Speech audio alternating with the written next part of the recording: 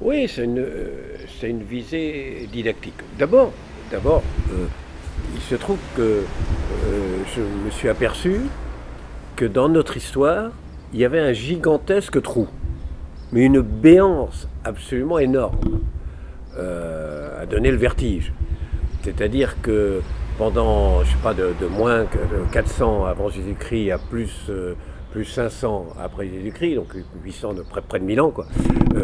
Si on pose la question aux gens, est-ce que vous pouvez me citer deux événements qui se sont passés? Vous vous rendez compte? Près de 1000 ans. Deux événements. Au mieux, on va vous parler de Alésia, Vercingétorix, qui capitule à Alésia, et du baptême de Clovis. Voilà. En 1000 ans, que ça. Tout le reste, c'était un trou, il ne s'est rien passé. Rien. Et donc déjà, j'ai voulu dire, mais non. Parce qu'on pourrait considérer, au fond, voilà, on était des barbares, il ne s'est rien passé, voilà, il y a des espèces de tribus qui erraient dans la campagne, il n'y a pas d'histoire, quoi, il n'y avait pas d'histoire. Mais pas du tout. C'est l'inverse. Tout se passe là. Tout ce dont nous vivons les conséquences aujourd'hui, tout ce qui a fait le pays, qui a fait la France, qui a fait notre culture, tout se passe à ce moment-là. Et surtout entre moins 100 et plus 400 et plus 500. Or, c'est un trou. Alors, on sait pourquoi c'est un trou. C'est parce que les nobles du temps de la monarchie, les rois, ils descendaient de Clovis, donc ils ne voulaient pas qu'on sache qu'il y avait des choses avant. Les nobles, c'était les descendants des Francs, des conquérants francs, germains. Donc ils ne voulaient pas savoir qu'on sache qu'il y avait quelque chose avant. Et l'Église, son pouvoir, est le résultat du baptême de Clovis, donc elle ne voulait pas savoir qu'il y avait des choses avant. Donc il y a eu une sorte de complicité du silence pour qu'on ne sache pas qu'il y avait des choses avant. Mais il y a eu des choses absolument considérablement. Et donc c'est ce que j'essaye de raconter. Et d'autre part, il est important de savoir d'où l'on vient. On nous parle bonjour de notre identité, mais l'identité, c'est déjà à l'origine un mélange formidable. C'est les Gaulois, c'est les migrants. Les Gaulois, ils sont pas nés, c'est une grande migration qui vient de la Baltique, qui vient du nord de l'Europe, par différents flux comme ça, en 300-400 ans, et qui peu à peu peuplent la Gaule.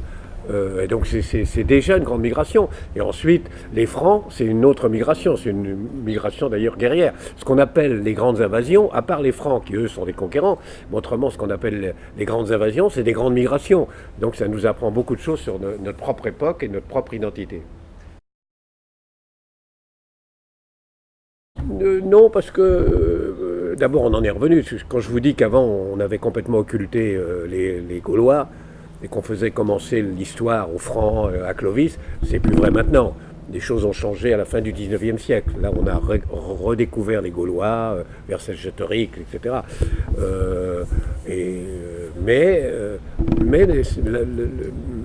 l'idée domine qu'il ne se passe rien, alors qu'encore une fois, tout se passe.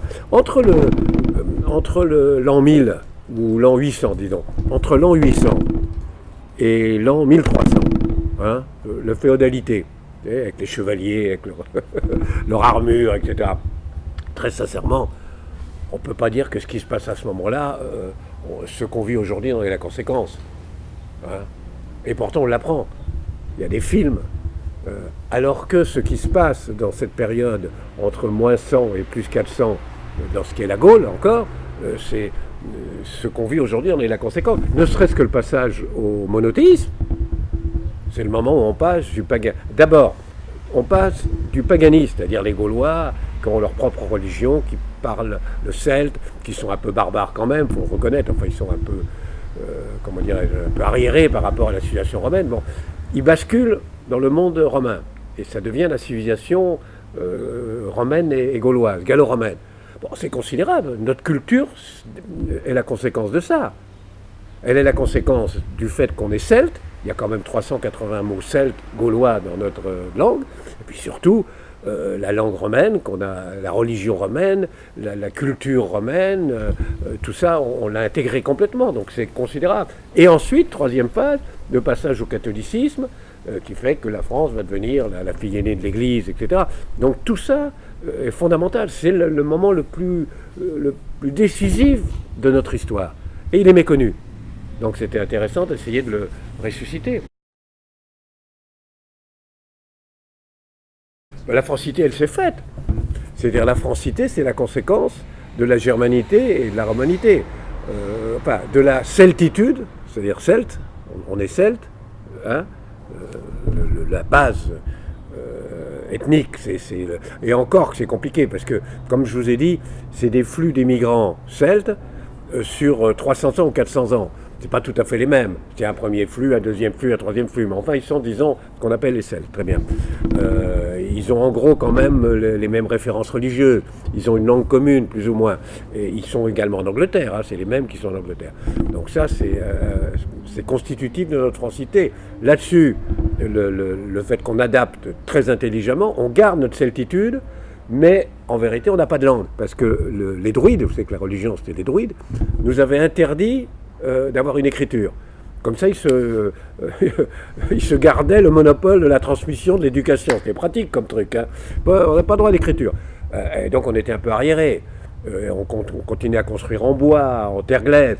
Tout à coup arrivent les Romains. On c'est des conquérants, on résiste. Mais en même temps, on voit bien qu'ils nous apportent quand même une culture, une langue, une architecture, des termes, des théâtres. Bon. Et là, très intelligemment, on garde l'essentiel de notre culture, de notre tradition celte, mais on prend tout ce que les Romains nous apportent. Bon.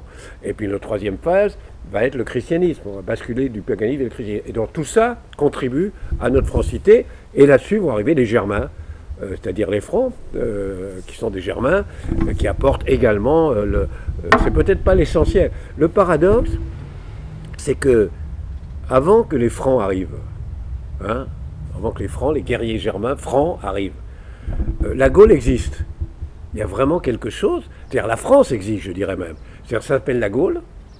Ça va jusqu'à les Pyrénées, les Alpes. Simplement, ça va plus loin au-delà du Rhin. Hein. Ça comprend Bonn, Mayence, Cologne. Ça va un peu dans ce qu'est l'Allemagne actuelle. Enfin, c'est la France. Il y a une vraie identité nationale. Il y a un vrai sentiment national. On est conscient de faire partie de le même pays. On a une culture commune. C'est justement la culture celto-romaine, si vous voulez. On a une culture commune. Donc, quelque part, la France existe. Arrivent les Francs. Bon, Clovis. Mais Clovis, lui, il prend le pouvoir, il devient roi, mais il considère que c'est son magot. Il n'y a pas de sentiment national, c'est son magot. Et donc, qu'est-ce qu'il fait comme c'est son magot? Il le divise entre ses trois fils, qui eux-mêmes vont le diviser entre leurs filles. Donc, la France disparaît.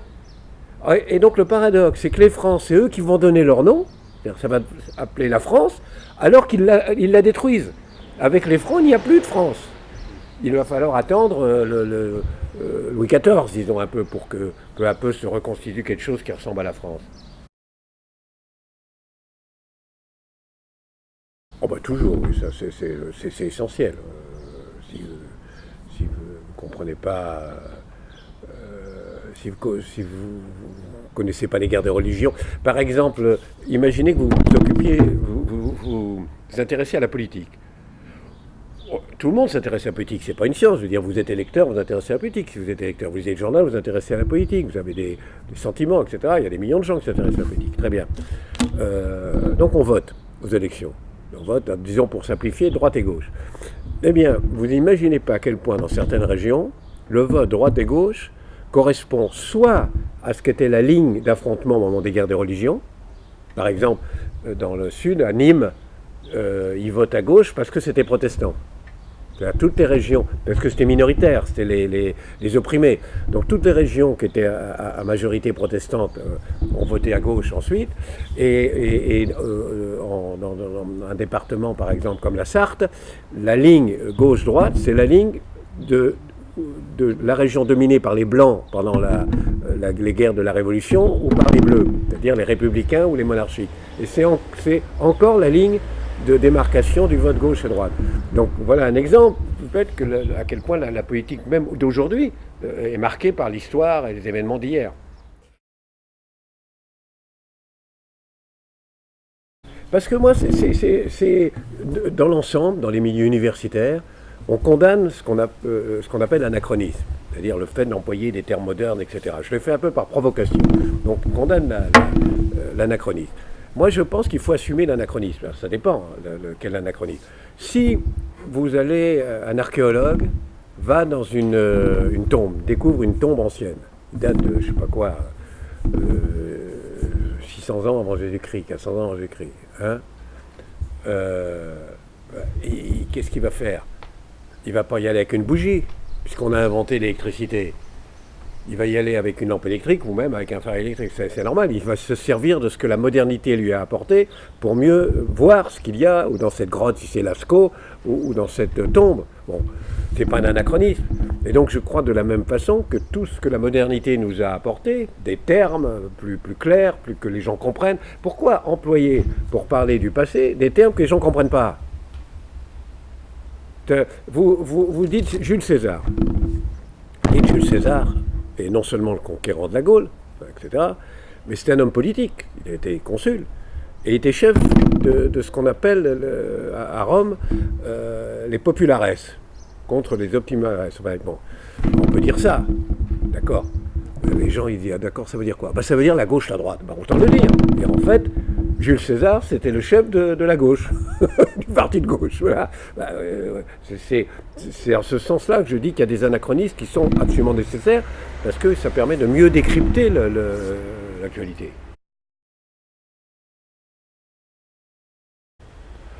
Oui, enfin, c'est des constants. Tant mieux que enfin des constants. Je suis pas sûr que l'homme de Cro-Magnon était animé par une détestation de la tyrannie. Les choses évoluent. Mais c'est pour ça que je mets en valeur dans le premier tome un événement considérable mais complètement oublié, pratiquement on n'en parle plus jamais, qui est la première grande révolte gauloise qui a été menée par un type qui s'appelait Vindex, qui était un gouverneur romain, enfin un gaulois, mais qui gouvernait au nom de Néron, au nom d'empereur, et qui déclenche, c'est à son appel qu'il y a une espèce de grande insurrection, de grande révolte populaire contre la tyrannie de Néron. Et je trouve ça très intéressant parce que ce n'est pas fait au nom de l'indépendance. Il ne demande pas l'indépendance de la Gaule, mais pas au nom du retour à la religion druidique, etc. Non, il accepte que la Gaule soit intégrée à Rome, il se fait une raison, voilà, la Gaule fait partie de l'Empire romain, mais en revanche, nous Gaulois, on ne peut pas accepter d'être régis par cette tyrannie de Néron qui est un scandale, qui est une attentatoire à toutes les valeurs de l'humanité. Et donc c'est une des premières révoltes au nom vraiment de valeurs universelles, des droits de l'homme. Et c'est pour ça que j'ai trouvé très intéressant, et puis c'est les Gaulois, donc c'est nous, donc très intéressant de mettre ça en valeur.